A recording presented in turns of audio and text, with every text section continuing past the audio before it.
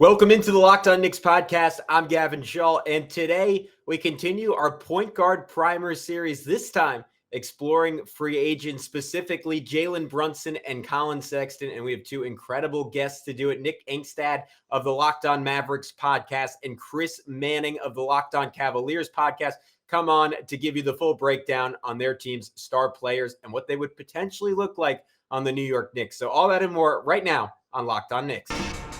You are Locked On Knicks, your daily New York Knicks podcast, part of the Locked On Podcast Network, your team every day.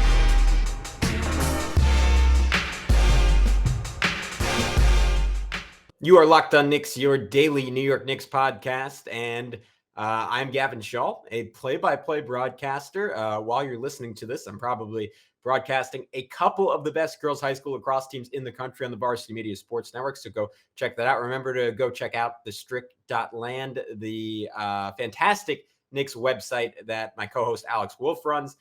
He's not here today because I'm going to be joined by Nick Angstadt of the Locked On Mavs podcast first to talk about Jalen Brunson, his spectacular performance this postseason, and what he could look like on the Knicks. And then, of course, Colin Sexton, a little bit more of a mystery man, out for a long time, or the vast majority of the season, with a meniscus tear for the Cleveland Cavaliers. Does Cleveland want him back? Without further ado, let's get into it with Nick and Chris right now on Locked On Knicks. All right, as promised, we are joined by the co-host of the fantastic Locked On Mavs podcast, Nick Angstadt. And Nick, congratulations, man. Things are going pretty good for you these days. I mean, Jalen Brunson says it best. Great vibes, man. Just great vibes. Like great vibes. Yeah, great vibes. No, sensational vibes. And like the vibes are immaculate. The vibes are immaculate over here in Dallas. Is that him on the Knicks locker room next year? Or... That's him. That's him when the Julius Randle trade goes down, and he's like, "All right, good. We're good now. Tibbs is gone. Randle's gone. We're good." That'll be me and Alex on the podcast when the Julius Randle trade goes down. But yeah, only one place to start. Jalen Brunson's last two games in these playoffs. You know it, but for our listeners, I'll read it out. 41 points, 8 rebounds, 5 assists, 2 steals, 15 of 25, from the field, 6 of 10 from 3, 5 of 7 from the foul line, no turnovers in a Game 2 win over the Jazz. Game 3, 31 points, 5 assists, 12 of 22 from the field, 0 for 4 from 3, 7 of 7 from the line, 0 turnovers, back-to-back Mavs wins. So, Nick, I will ask you this. Have the last two games changed your perception of Jalen Brunson as a player? Well, I think Brunson said this best, too. He's doing well. My son's doing well. Jalen Brunson is playing incredibly well. It just has changed so much of what I thought about Jalen Brunson. And here's the narrative about him all season. And if you've listened to Locked On Mavs at all the last couple of days, we've told this story so many times. We're going to continue to tell it as long as Jalen Brunson plays well. We had the opportunity to have guys one-on-one at Media Day. And we were one of the stations. They came through and they had, so Jalen Brunson was one of those guys that came through, and we sat one-on-one with him across the table, asked him a bunch of questions. And one of the things we wanted to ask him about was in the Clippers series last year, the first 4 games, he averaged like 20 minutes a game, which is like, fine. Rick Carlisle didn't trust him a ton. He was not playing super well. He was like a -10 in all of those games in the plus minus. Like he just wasn't playing that well. And so in the last 3 games, he averaged 10 minutes a game. He basically got played off the floor against the Clippers. And then the Mavs lost. And if the Mavs had gotten a little bit more, they lost in 7. If the Mavs had gotten a little bit more from Jalen Brunson, it maybe have been a different story last year. Then we asked him at Media Day, what do you guys have to do to take that next step to win a first-round series, to get to the point where you guys are, where you personally, Jalen Brunson, are having an impact on the series? Because he did not. He did not have an impact on the series last year.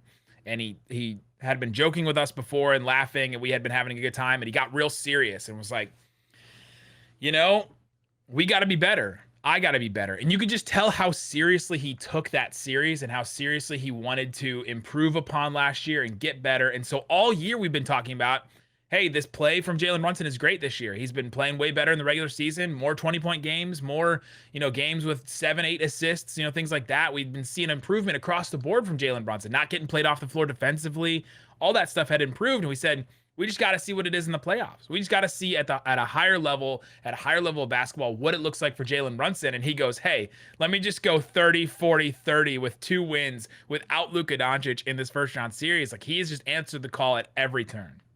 who do you think he is as either the best or I know this might be sacrilegious, but in a hypothetical scenario where we went to the Knicks, the co-best player on a team, what is the ceiling of a group like that? Obviously, there are a myriad of other variables there, but looking again, maybe as the Knicks specifically, who do you think he can be? Who do you think that team can be with him as sort of an alpha dog? Yeah, it's interesting. Like you start looking at, RJ Barrett. Like RJ Barrett has way more tools and like talent, I think, probably than Jalen Brunson. But Brunson is so, I say all the time, like he's got the full box of Kraft mac and cheese. Like that he is so crafty, the way that he can score and the way he can get his shot off against most anybody. He struggled against length this year.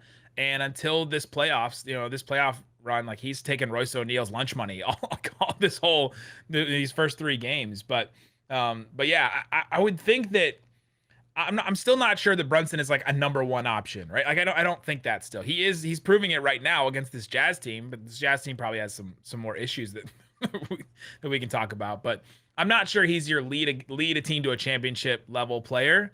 So I would hope for the Knicks, if I'm a Knicks fan, that RJ Barrett still develops into that guy, right? The second half of the year, what we saw from RJ Barrett, that's a level that he can take to another level and possibly become that type of player, where then Jalen Brunson plays the same role that he's been playing next to Luka, right? Is like the guy that can get you buckets when you need it, that carries the offense when he's off the floor, that maybe fills in a bind. And the Mavs are in a bind right now, and Brunson's filling in just fine. Yeah, did you see that video of his moves cut together with Steve Nash's moves? And I know he was saying Nash was one of his favorite players growing up. That's why he wears 13. Dude, oh my God. He looks like a clone. It's really, I mean, that'll be an immediate connection between him and RJ Barrett. Hypothetically, I'm also, it's been a big point of contention recently, maybe not contention, but conversation.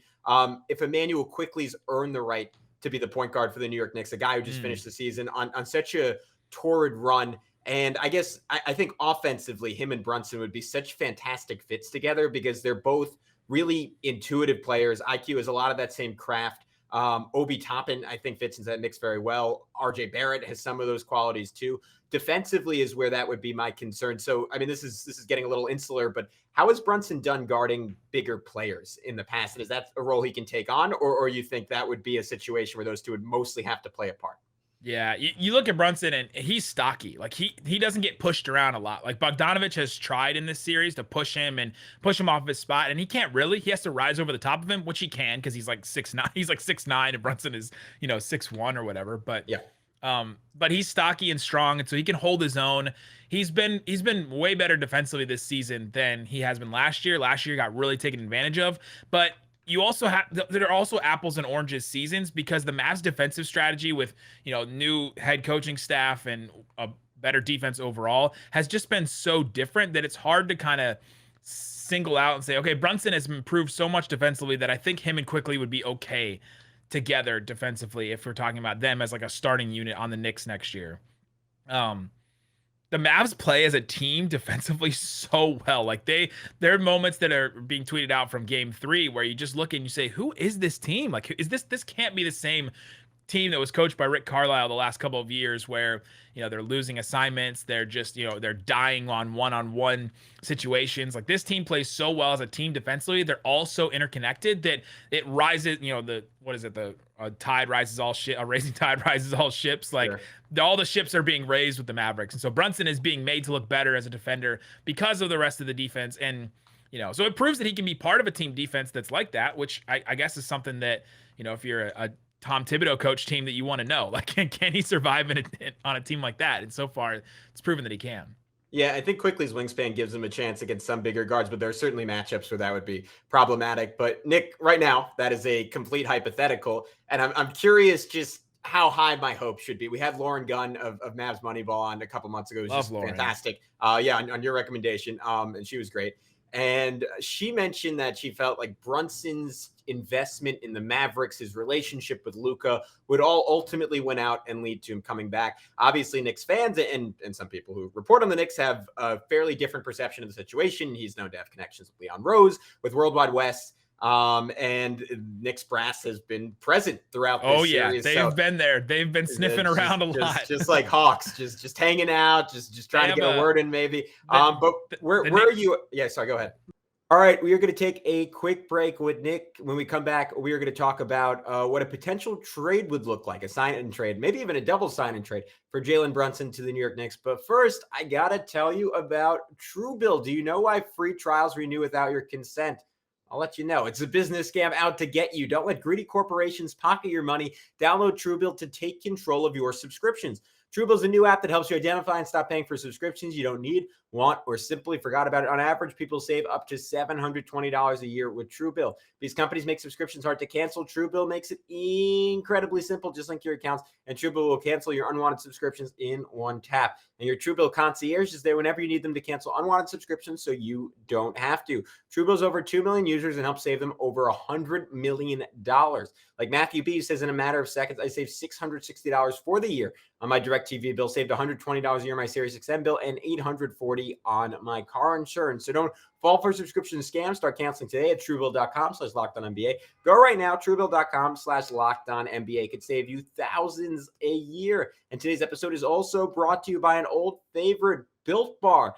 This time of year, I've generally given up on my New Year's resolutions. I always say I want to gain weight. I always say I want to go to the gym. It doesn't really end up happening. But this year, I am not. I'm sticking to my resolution to eat right. And thanks to Built Bar, it almost feels like it's not really a resolution because I actually enjoy eating them. Have you tried the puffs? If you haven't, you're missing out. They're basically protein-infused marshmallow, which I thought was scientifically impossible, but Built Bar figured it out. They're fluffy. They're marshmallow. They're not just a protein bar. They're a treat, and they're covered in 100% real chocolate.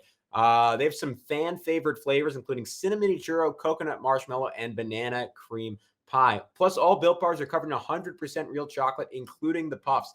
They're low calorie. They're high protein. You can replace your candy bar with these. They are better. Typical candy bar can be anywhere from 200 to 300 calories. Built Bars are only 130 calories. They have 4 grams of sugar, 4 net carbs, and 17 grams of protein. At Built Bar, they're all about the taste. They make it taste delicious first, then they figure out how to make it healthy. So go to Built.com, use promo code LOCK15 and get 15% off your order. Use promo code LOCK15 for 15% off at Built.com.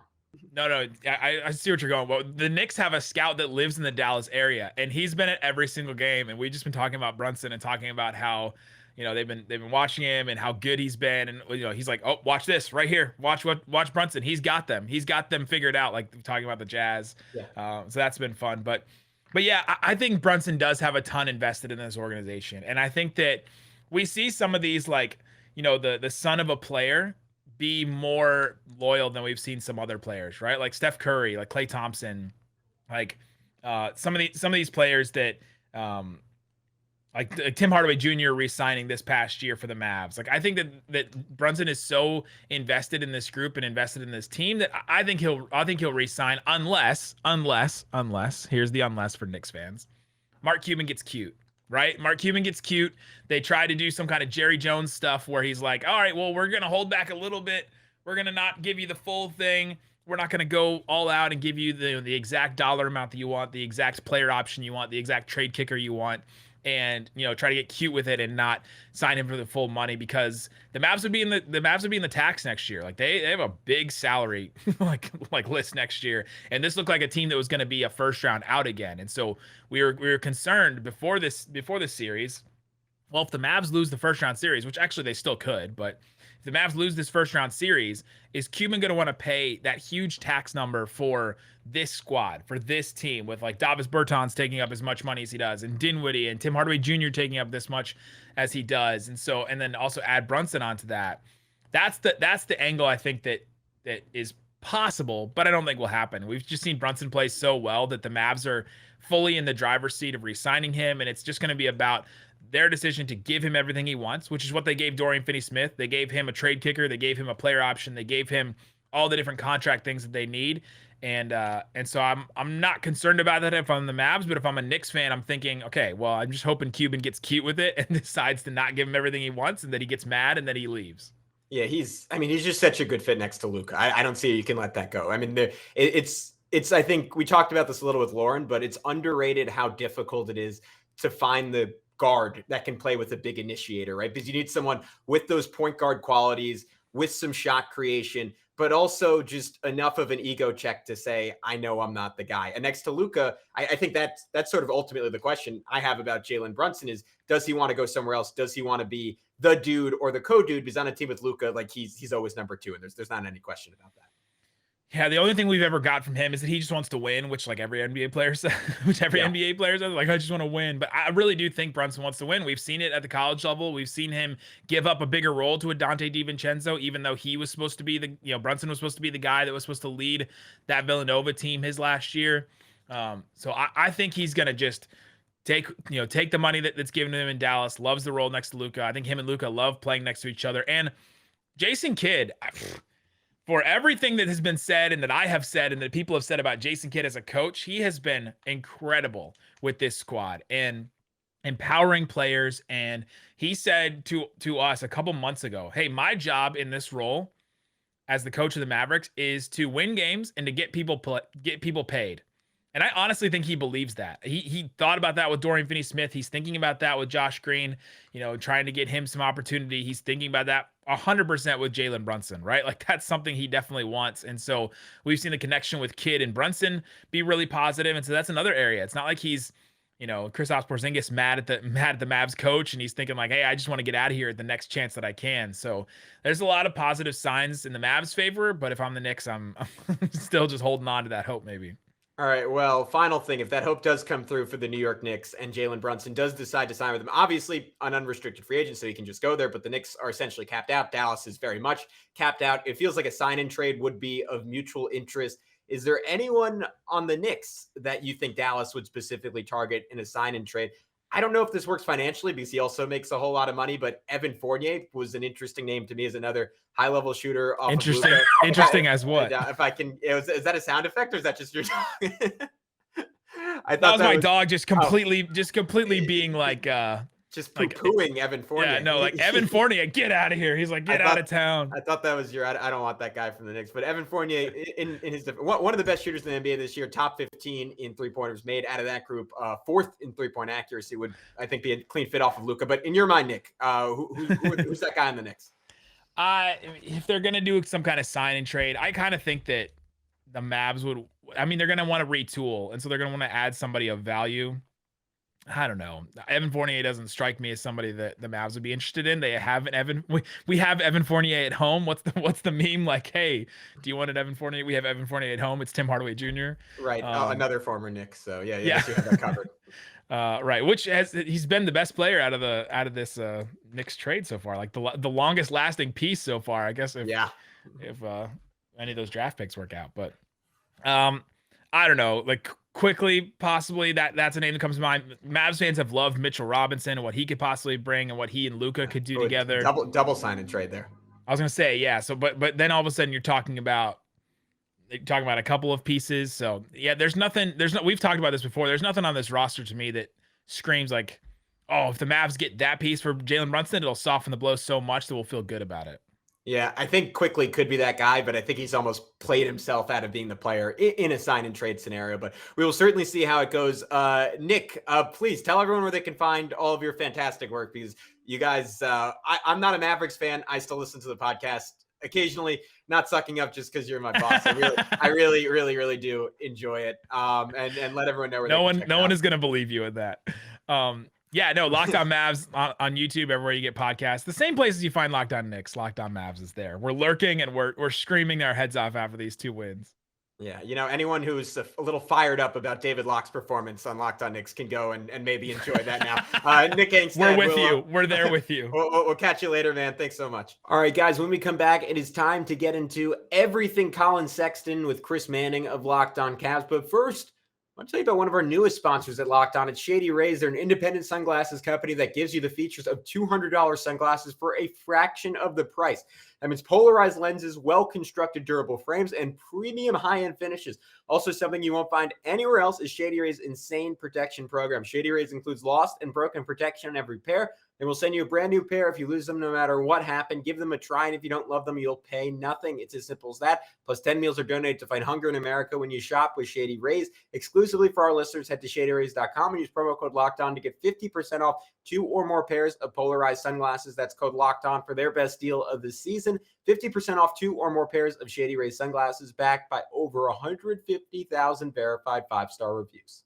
All right, as promised, we are joined by Chris Manning. He is the co-host of the Locked On Cavs podcast. He is the editor of Fear the Sword, the fantastic Cleveland Cavaliers SB Nation site, and he is a writer for Dime covering the Cavs there.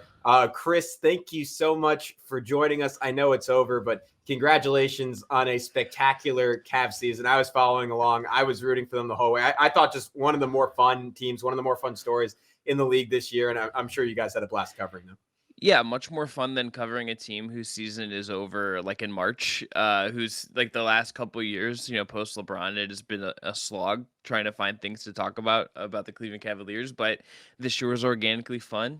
And the guy we're going to talk about today was the big what if of not being there this year. So it was an interesting year all around. All right. Well, as you alluded to, we are talking none other than Colin Sexton today, a restricted free agent, off reference, but one of the more underrated offensive seasons in recent NBA memory. 2 years ago, I mean, super duper efficient. Put up 24 points per game, 4 assists, 3 rebounds, 48% from the field, 37% from three, 82% from the line. He misses the majority of this year. Darius Garland emerges as a bona fide all-star, one of the more fun players in the NBA. Does Colin Sexton still have a place in Cleveland, Chris? I think so. I think if I had to bet on it today, that I would say like 7 out of 10 is my confidence scale on how I think Colin is going to be back in Cleveland. I think it helps that he's a restricted free agent. I think one of the small little wrinkles of this that I think bumped up the possibility is that he did switch agencies in last year. He was a CAA guy. I thought one of the big, I just think in talking to people about it, one of the things that really, the Knicks Sexton chatter, I think a lot of that came from the CAA Knicks connection. I think there was a little bit of using the Knicks as a leverage horse a little bit, just to say like, hey, there's this big market team that will give him money. Please give him lots of money. Understandable. So I would say it's pretty likely. My co-host Evan thinks it's like 8.5 out of 10, which is conference scout. So I'm a little bit lower than him, but I do think he's back. I don't know what the number is. There's a lot of unknown still there, obviously, but I think it's more likely than not that he's wearing a Cavs uniform again next season.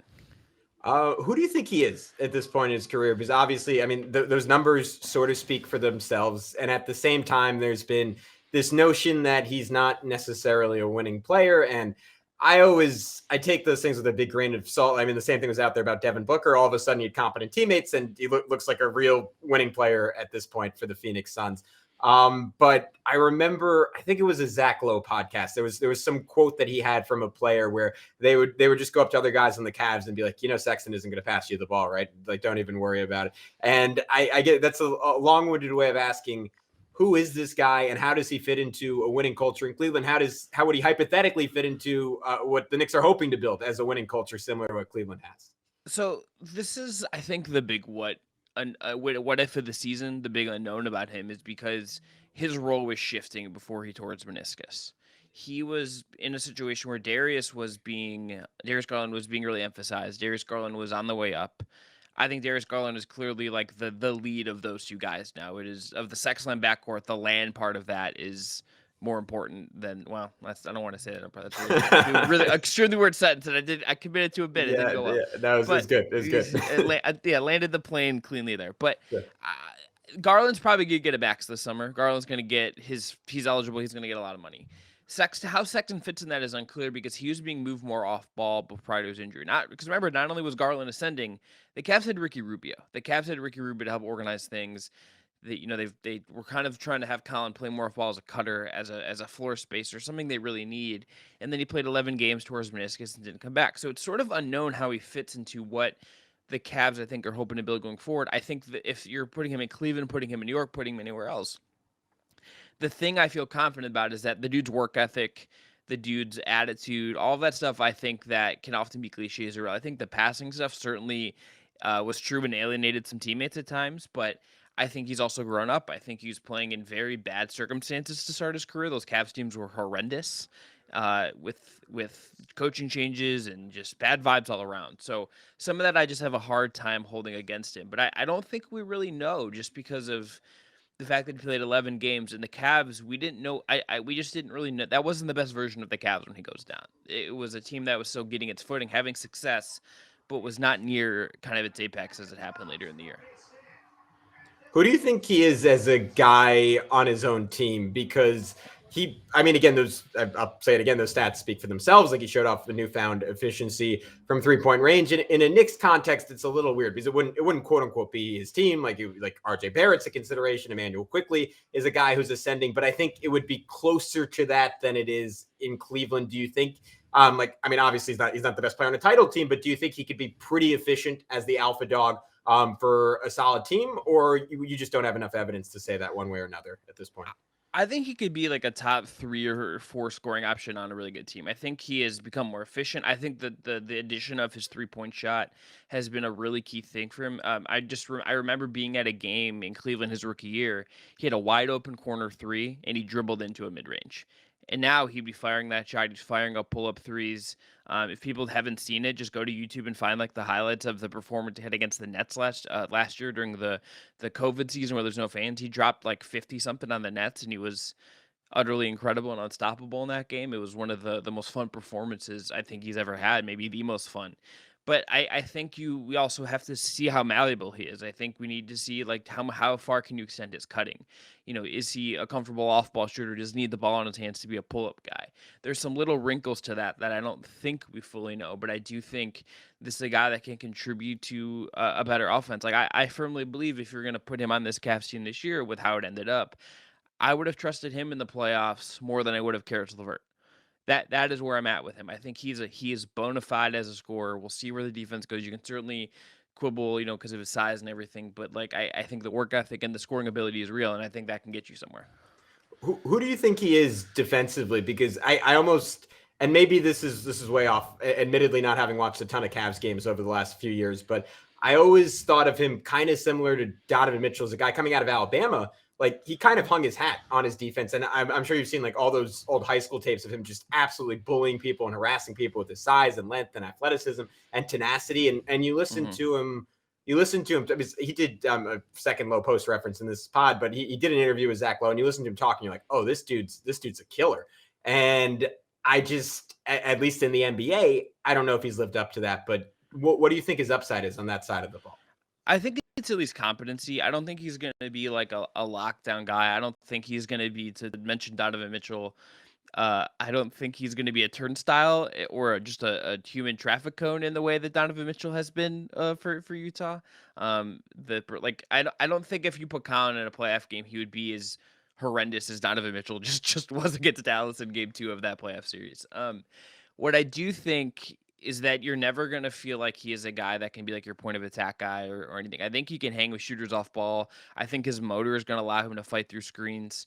I think like a lot of guys, if it's the right environment, it's the right coaching situation, he's going to compete. And I think you never really doubt his ability to compete.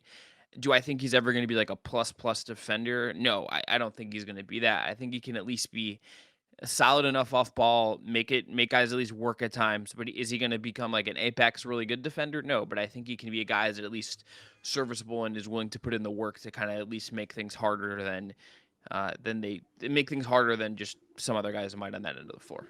I think this is sort of what you were hinting at before when you were talking about his offensive profile, and it's sort of interesting because I think he has a lot of the same he would have a lot of the same questions in New York that he does in Cleveland. But I'm curious if you think he has. I'm trying to think of the right way to frame this, like a passing gene, a basketball IQ gene. But the Knicks, when they really found a rhythm, quote unquote, going up against not so great teams late in the season, it was because Emmanuel Quickley and Obi Toppin were orchestrating like this beautiful Spurs-esque game of quick give and goes and rapid fire decisions. So to me, with him, the question isn't as much if he needs the ball. It's if he needs the ball, can he get rid of it quickly in the right context? Or is he someone who has to sort of dribble the air out of it, like get to his spots, get in rhythm, holding the ball for a long time? Or do you think he's a guy? Because I mean, when I watch him, I see a very smart player. When I hear him talk, I hear a very smart player. Who do you think he has that potential to play that way in the right context? I think so. Like, I think if you put him in a situation where they were asking for more passing, asking for a little more movement in terms of the flow of the offense. I think he would certainly benefit from that. I think his best ability as passer, as we've seen, is really making the kind of the direct reads, whereas like Darius Garland can pass guys open. Darius Garland will like find Jared Allen and like create that lob out of nothing and maximize height and do that with pretty much like anybody. Colin will kind of make the read where it's like he's gonna get Allen the ball, where Allen maybe either can take one dribble and dunk, or he's gonna like get up in a little face-up position in front of the basket and make a move from there. He's not really a guy that's passing guys open or like leading guys to really good shots, but he can be connective tissue. It's something he's grown at, I think, as the teammates have gotten better, as the system has gotten better, as the team has kind of ended up having better players. I don't think he's like a perfect passer. I think he's a guy that you'd want to like if if Barrett can be a plus creator for you, if you can find other guards, or maybe Randall's playmaking comes back a little bit. If you were to be a Knick, that's the kind of thing that could really accentuate him. Yeah, a little iffy there. I it's a little dicey. But like if you can, maybe there's someone in the draft, maybe Toppin takes the leap. Like if he's going to be a Knick, that would be the kind of thing where if you could accentuate it, like he's a guy that I think if I were to like I'd want to see him on like that Kenny Atkinson like Nets offense from a couple years ago, just to see what it looks like, because I think that coaxes something out of guys in a way that certain offenses don't. And he would be a guy to me that if you put him in that environment and you also put some other plus creators around him, or at least guys that are also pretty competent, you could make that work and kind of push things in the right direction. I'm with you. I think so much of good passing in the NBA is who your teammates are. And I really do believe in the old, like Bill Simmons thing. Like you play with a Larry Bird, you play with a Bill Walton, or in the Knicks case, you play with Emmanuel Quickly and Obi Toppin. Like that can bring that out of guys because it becomes fun and it becomes contagious. And I think Sexton, again, like it's clear he has the IQ to do it. So I think he's certainly capable. All right, final thing. This is a little unfair because I'm throwing at you on the fly. But in a hypothetical sign and trade scenario, is there anyone on the Knicks in particular that would pique your interest? Because I think just from a cap perspective, the Knicks would need to send something back. And you didn't say this, but I would assume part of the appeal for Cleveland in re-signing him would just be to not give up a guy who's an asset. And presumably, especially after missing this year, you're going to get him on a contract where he is still an asset. So maybe this would replicate a little bit of that if he does want to go to New York and Cleveland, sort of like, all right, we're okay letting you go. Yeah, if it goes that route, and I pulled up the Knicks roster, I think the Cavs would probably play some hardball on this. I think they would probably ask for one of like the good players on the Knicks that's like sort of young. So like, so you guys don't want Julius Randle then? I think they're good. I think they're pretty happy with Evan Mobley and Jared Allen playing. I guess those guys are similarly talented. Sure, right. Pretty good. I think they would like ask for. Like, I think if you're going to do this, they would be like, okay, we will take like some good picks, like a pick or two from you and like do it that way. Or they would ask for like RJ. They would ask for like Quickly. They would ask for like something real. Like, I don't think they really, like, I think they were one of the teams that had some interest in Cam Reddish. I think they would probably, like, based on how, like, Reddish's value right now is probably a little bit tricky. Also extension eligible, all that stuff. So, like, you have some things there that I don't know exactly like who or what they could ask for, or even like what his price should be, because the meniscus thing really complicates this, right? Yeah. Like the fact that he's coming off meniscus injury and like he was in Cleveland during their playing games. He looked pretty spry. He was getting in some workouts. Like I think he's probably going to be fine.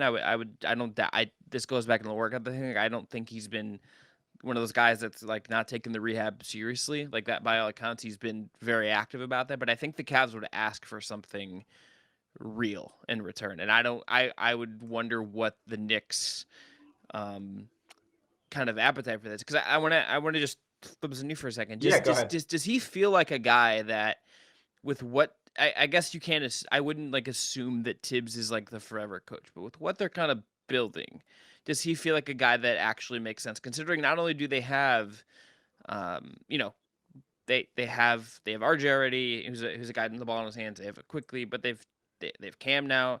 They still have Derrick Rose, like they have Quentin Grimes. Like they have guys that can maybe play the ball in their hands, right? Like, does it feel like he's necessarily a guy that they would prioritize in your mind? Yeah, I think it's this weird conundrum, right? Because I think we all, and I'm certainly guilty of it, have this tendency to fall in love with our own players a little too much in a rebuilding context. And you could say, well, I mean, Emmanuel quickly flashed signs of like maybe being a genuine star down the stretch of the season. Oh, wow, Obi Toppin looks really good. RJ Barrett ripped off like 6 30-point games and averaged 24 points per game after the All-Star break.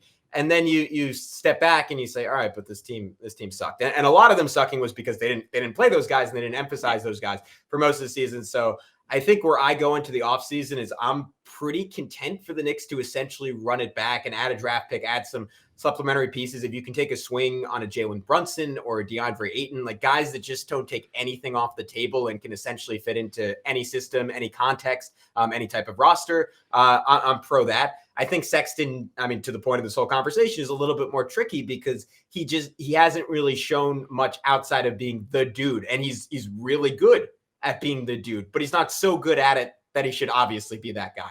And I know that's the conundrum Cleveland's facing. I think that's the conundrum I would face with the Knicks. If they were going to sign him, I would hope they do it in a way where they don't give up anything super significant. And that might be that would probably, I assume, be the sticking point between them and Cleveland. Like maybe Evan Fournier, who's a really good 3-point shooter. Maybe if you didn't have Karis LeVert. I'm good. I'm me personally. I'm good. I'm good on Fournier. I'm good. Well, I think that's I think Cleveland and the Knicks are both in similar situation. The guys Cleveland wants, the Knicks would hopefully not want to give up. So that might be the fly in the ointment of this whole conversation. And like if the Cavs were like, hey, we'll do it for like your pick, which is like after the draft, like which is currently 11th, and we'll see where it ends up based on odds. The Knicks shouldn't do that. They should take the cost control good young player in theory. Yeah, you would think, but I guess the counter argument to all this is, again, like it's hard to turn down the guy who averaged an efficient 24 points in the NBA because the Knicks, including RJ Barrett, don't have anyone who has ever done that. So unless it's like, hey, it's like, what if the deal you agreed with is like 2025? Like if it's like, what is the actual price tag here? I think complicates that too. Yeah, I mean, I think it's an interesting conversation. Personally, I wouldn't go that route, but I wouldn't be surprised if the Knicks held some appeal to them. I don't even know if they'd necessarily be wrong because this is a guy with a track record that no one on the Knicks has replicated so far. But with that, Chris, we'll wrap up this conversation. Thank you so much for coming on again. Big fan of the Cavs, one of the most fun teams in the NBA. Enjoy all the work you guys do covering them. One final time, can you tell everyone where they can find all that work? Yeah, find me on Twitter at CWM Writes. I write at places like Diamond Up Rocks and SB Nation for the Sword, and check out Locked On Cavs wherever you're listening to Locked On Knicks right now.